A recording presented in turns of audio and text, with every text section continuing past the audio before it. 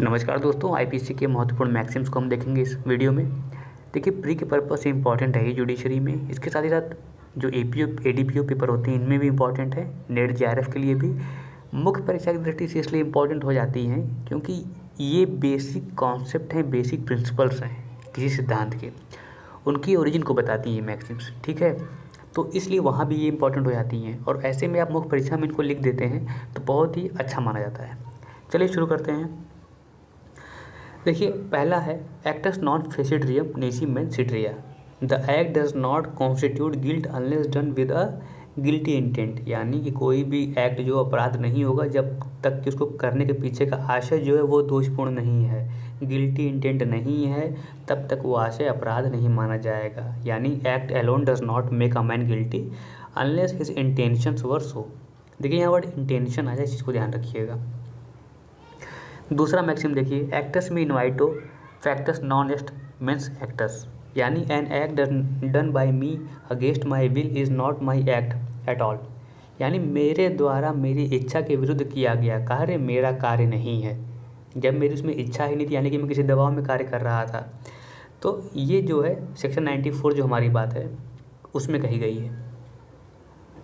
अब देखिए, क्रिमेंट ट्राइट पर्सोनम, यानी कि जो एक कहा जाता है ना कि आप जाए जहाँ क्राइम वहाँ वाला, नेटवर्क वहाँ जैसे ऐड था एक, तो उसी तरह crime carries the person section 2 की जो बात की गई है, यानी कि इंट्रा टेरिटोरियल जुरिडिक्शन की बात जो सेक्शन 2 में आईपीसी के है उसकी बात यहाँ की गई है।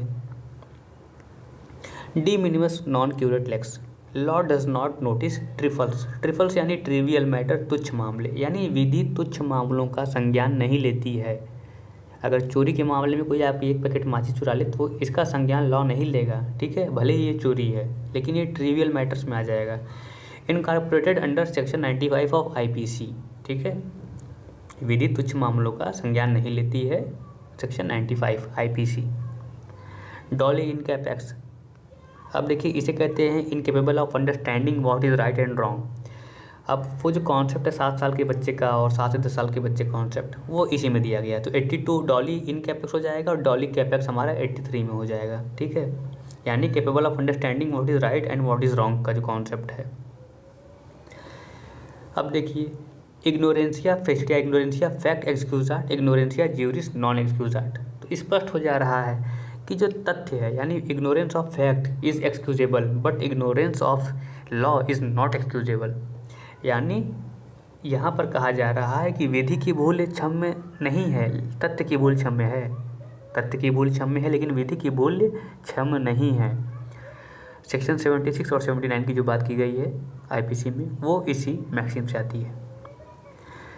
नेसेसिटास नॉन हैबिट लीगम, यानी necessities knows no law, incorporated under section 81। Dudley Stephens का केस आपने पढ़ा होगा, इसी पे है। नेसेसिटी नोज नो लॉ, आवश्यकता कोई कानून नहीं जानता है। ठीक है, अब ये 3 मैक्सिम जो है ना वो इंसैनिटी पे ही है या फिर मैडमैन वाला हिसाब से पूरा कॉन्सेप्ट है। मैकनॉटन रूल से आपको जोड़ के दे सकते हैं सेक्शन 84 से। कौन कौन से? फ्यूरियोसिस फ्यूरियर्स वो प्यूनियर, यानी a madman is best punished by his own madness. ठीक है, अब यहाँ पर वो सारी जो मिल रही है देखेंगे आप उसको एक पिटी ऑफ हिम वाला हिसाब है कि उसे जो है बेचारे की तरह देखा जा रहा है कि वो खुद ही परेशान चल रहा है। A mad man is best punished by his own madness. दूसरा है फ्यूरियोसिस नल्ला वॉलेंटास एस्ट, यानी a mad man has no will. ठीक है, तीसरा है फ्यूरियोसिस एब्सेंटिस लोको एस्ट, a mad man is like one who is absent. ठीक है, तो ये 84 की तीनों मैक्सिम जो हैं वो इम्पोर्टेंट हो जाती हैं। क्यू पैकेट एब्रियस लुअट सोब्रियस, देखिए यहाँ पे सीधे कहा जा रहा है 86 में आपने पढ़ा होगा वॉलेंट्री ड्रंकनेस वाला जो कॉन्सेप्ट है। यहाँ कह रहा है कि let him who since when drunk be punished when sober, जो नशे में अपराध कर रहा है उसे कब? जब सोबर हो, जब नशे की हालत में ना हो, जब सोबर हो, अपने चित्त में हो, सचेत हो, तब उसे जो है पनिश किया जाना। इसकी बात की जा रही है 86 की।